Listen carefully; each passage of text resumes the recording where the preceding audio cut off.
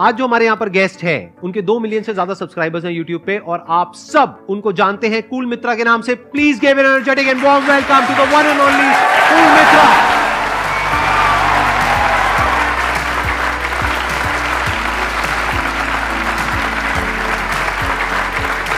Please आइए। Thank you sir. Session शुरू उससे पहले मैं कुछ कहना चाहता हूँ। जब मैं 11th क्लास में था तो आपका सेशन देखा था मैंने, अनस्टॉपेबल। उसका मैंने कुछ पार्ट एज इट इज़ लेकर मैंने अपने स्कूल में स्पीच दी थी। जब मैं स्टेज पे स्पीच देने के बाद नीचे उतर रहा था तो मुझे एक दिखा लोगों की आंखों में कि मैंने उनको सपने दिखा दिए। तब आप जो कहते हो ना सर कि अंदर की आवाज़ सुनो, अंदर की आवाज़ सुनो, तो उस वक्त स्पीच देने के बाद में जो 5 सेकंड की एक आवाज़ थी मेरे अंदर की, वो मैंने उस वक्त सुनी थी। मैंने चैनल स्टार्ट करा, फिर बाद में और चीज़ें होने लगी और आज मैं यहाँ तक पहुँच चुका हूँ उस चीज़ की वजह से, क्योंकि मैंने अंदर की आवाज़ उस वक्त सुनी थी। और आज यहाँ पहुँचा हूँ ना सर, मैं आपको एक बात कहना चाहता हूँ सर कि एक तो जीता जागता एग्जाम्पल आपके सामने है कि आपकी वजह से किसी ने अंदर की आवाज़ सुन के यहाँ तक पहुँचा। दूसरा ये सर, सर आपको लगता है कि आप 2.5 करोड़ सब्सक्राइबर्स को सर्व कर रहे हो, लेकिन सर इससे ज़्यादा है। क्यों? क्योंकि सर आप एक चेन क्रिएट कर रहे हो। आपकी वजह से मेरी लाइफ में बदलाव है। अब 30 लाख लोगों ने सब्सक्राइब करा, मेरे से भी इंस्पायर होकर या फिर मेरे को देख के और भी कर रहे होगे, 100 साल के बाद भी और भी कर रहे होगे। It's never ending loop sir. तो सर इसका कोई हिसाब नहीं है कि कितने लोगों की लाइफ में बदलाव आपने सर यहाँ से शुरू होकर वो एक ब्लॉकचेन की तरह आगे से आगे फैल रहा है सर।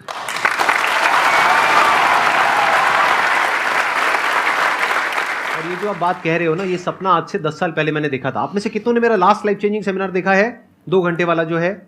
उसमें एंड में मैंने एक लाइन बोली थी, वो ही मेरा सपना है और वो ही था और वो ही रहेगा। वो क्या बोला था मैंने, किसी को याद है? ये दुनिया, एग्जैक्टली मैंने बोला था ये दुनिया बदलेगी, क्योंकि ये भी होना आसान है, आसान है। इससे पहले कि आप लोग क्वेश्चंस पूछे, आप थोड़ा सा अपनी जर्नी के बारे में बताएंगे? सर जब मैं 6th क्लास में था, एक स्पीच देखी थी टीवी पे, जब जोएल ऑस्टिन जो बता रहे थे, मुझे समझ कुछ नहीं आ रहा था, लेकिन उस वक्त मेरे को लगा कि ऐसा कुछ मेरे को करना है आगे जा करके। उसके बाद में मैंने टेक्स्ट में काम करना स्टार्ट करा, यानी कि ब्लॉगिंग। तो मैं 10th तक ऐसा हो गया था कि घर से पैसे लेने बंद कर लिए थे। उसके बाद में जब मैं 11th में आया तो वही सेमिनार करा था मैंने, एक छोटा सा, मतलब अपनी स्कूल में, वही अनस्टॉपेबल से इंस्पायर हो गया। उसके बाद जब मेरे को लगा कि अंदर की आवाज़ मेरी ये है कि मैं अच्छे से ये कर पा रहा हूँ और ऐसा कुछ आई थिंक मैं कर सकता हूँ, तो मैंने अपना यूट्यूब चैनल स्टार्ट करा। फिर जब चैनल स्टार्ट करा तो मैंने कॉपी राइटिंग और सेलिंग ये सब सीखनी स्टार्ट करी। तो अभी एक नंबर ये है कि मैंने 6 महीने में 1 लाख से ज़्यादा कॉपीज़ जो है सेल करी अपने चैनल पे, e book digital version. Then मैंने जब प्रिंट वर्जन लॉन्च करा अमेजन पे, तो मैं अमेजन पे 2 बार ही बेस्ट सेलिंग ऑथर बना। अभी आप किस तरह की वीडियोस बनाते हो अपने अभी मैं डीप अंडरस्टैंडिंग वीडियो बनाता हूँ, इन्फॉर्मेशनल, मोटिवेशनल, लॉजिक्स ऐड करके, फैक्ट्स और रिसर्च ऐड करके इस टाइप की वीडियोस में बनाता हूँ। तो अभी आपकी एज कितनी है? 22-23, 22.5। यूट्यूब चैनल आपने अपना कब शुरू किया था? 17। आप थोड़ा सा बताओगे अपने रेवेन्यू मॉडल के बारे में कि अभी आप एग्जैक्टली कितना कमा रहे हो और कैसे कैसे कमा रहे हो? जब चैनल स्टार्ट करा तब मैंने इनकम करी है विद इन 1 ईयर हो गई थी 50-60 हज़ार समथिंग। उसके बाद जब मुझे लगा कि जब मैंने फिर बाद में ऐसे लोगों को पढ़ना शुरू करा जो कॉपी राइटिंग सिखाते हैं, जो सेलिंग सिखाते हैं वेस्टर्न में, उनकी बुक्स वगैरह मैं पढ़ता हूँ, जैसे काफ़ी और है, तब मेरे को लगा कि जो पैसा है वो सेलिंग में भी है, प्लस मुझे लगा कि मेरे को बेचना बड़ा पसंद है। तभी मैंने 1 लाख कॉपीज़ अपनी डिजिटल वर्जन की सेल करी है। तब मेरी एक टाइम ऐसा आया था कि जब मैंने अपना स्टार्टअप करा था और अपना कोर्स सेल करा था, तब मैंने with in 2 months 4 million rupees earn करे थे। दैट मीन 40 लाख 2 महीने के अंदर कमा लिया। लेकिन लास्ट 4 मंथ से I am not making much money from content. उसके पीछे क्या रीज़न है? उसके पीछे का ये रीज़न है सर कि ना, मैं 2021 में जब बहुत ज़्यादा सेल कर रहा था प्रोडक्ट्स, कोई भी किसी भी तरीके से, तो मुझे लगा कि आई थिंक सैचुरेशन बहुत जल्दी आ रहा है। तो मुझे लगा कि अब आई थिंक मुझे 2 या 3 साल तक, या फिर हो सकता है कि इसके कम, ऐसा मेरे को लग रहा है कि मेरे को बहुत ज़्यादा स्टडी करने की ज़रूरत है, कि अपने नॉलेज, जो मेरी कुल्हाड़ी की धार तेज़ करने की ज़रूरत है। मेरे को लग रहा है कि मेरी कुल्हाड़ी की जो धार है वो थोड़ी सी हो गई है, तो उस पर काम करने की ज़रूरत है और थोड़ा और मेरे को सर्व करना है free content. Then I think after 1 year I will be, मतलब अपने फनल को और बड़ा करना है बेसिकली। राइट। देखो अभी जो उन्होंने कहा है, मैं थोड़ा सा एक्सप्लेन कर देता हूँ सिंपल भाषा में कि ये क्या कह रहे हैं। देखो होता क्या है कि YouTube पे जब आपका एक सब्सक्राइबर बेस बन जाता है, मानो इनका 2 मिलियन का सब्सक्राइबर बेस बन गया, फिर इन्होंने अपने कुछ प्रोडक्ट सेल करे, यानी कुछ कोर्सेज सेल करे, कुछ बुक सेल करी, जिसकी वजह से एक बार एकदम से बहुत ज़्यादा इनकम आई। तो फिर क्या होता है कि हमको ये लगता है कि वो इनकम ऐसे ही रहेगी, जबकि ऐसा होता नहीं है, क्योंकि जो 20 लाख लोग हैं उसमें से कुछ परसेंटेज लोगों ने वो ले तो लिया, लेकिन फिर एक सैचुरेशन पॉइंट आ गया, क्योंकि जिसने एक बार ले लिया वो दोबारा थोड़ी ना लेगा सेम चीज को। बिल्कुल। तो उसकी वजह से इन्होंने यूट्यूब पे ध्यान कम दिया, तो यूट्यूब से इनकम गिर गई, कोर्सेज से इनकम बढ़ गई, बट कोर्सेज में भी अब एक सैचुरेशन पॉइंट आ गया। अब ये कह रहे हैं कि अब मैं वापस से यूट्यूब पे ध्यान दूंगा, ताकि फ्री कंटेंट दे करके एक फनल वापस से बड़ा होगा और फिर मैं कुछ और करूंगा। बिल्कुल सर, बिल्कुल। तो अब ना जितने लोग यूट्यूब पे शुरुआत करना चाहते हैं उनके लिए लेसन भी कह सकते हैं कि अब लोगों का अटेंशन स्पैन जो है ना वो बहुत कम हो चुका है। तो आप स्क्रिप्ट लिखो ना, तो मैं क्या करता था कि आधे घंटे में स्क्रिप्ट लिख दी और उसको रिकॉर्ड कर दी, एडिट कर दी, डाल दी।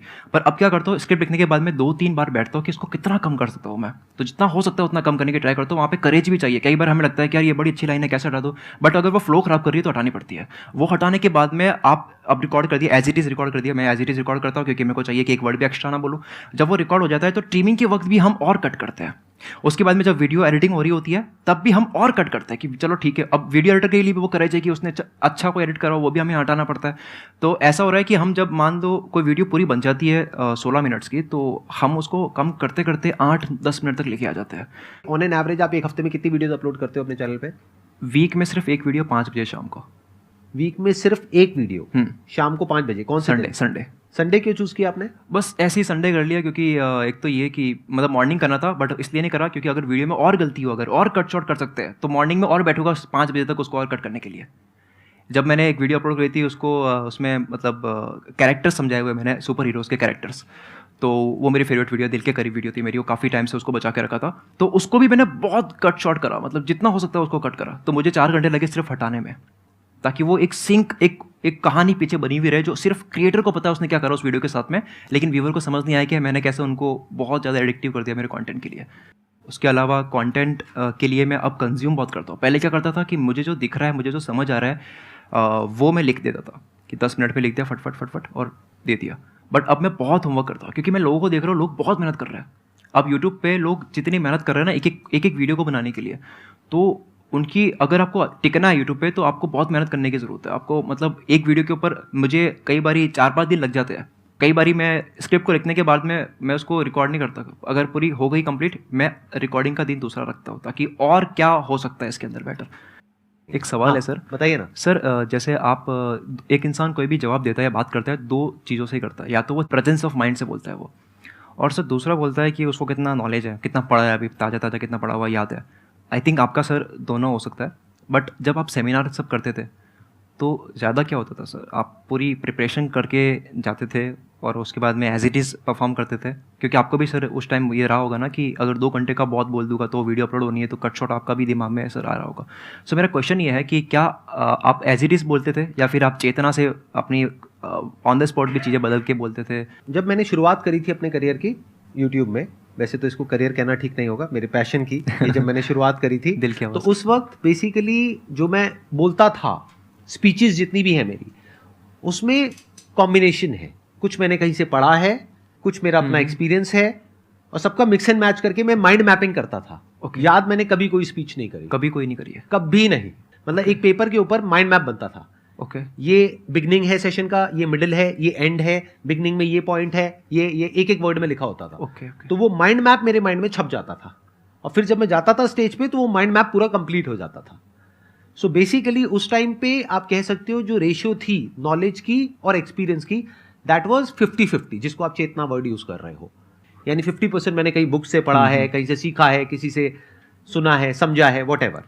50% मेरा अपना एक्सपीरियंस। आज की डेट में आप बात करोगे, it's around 99% is my own experience, presence of mind, looking at stuff and saying as it is spontaneously. आपका मैं नोटिस करता हूँ सर, आप बहुत ज़्यादा अपने आप को समझते जा रहे हो, बॉडी को भी माइंड को भी। आपकी कुछ वीडियोस भी है जहाँ पे आप बॉडी माइंड की भी बात कर रहे हो, और आपने गेस्ट को इनवाइट भी करा है जो एक्सपर्ट है इस फील्ड में, और वो आप समझ भी रहे हो इस चीज़ को।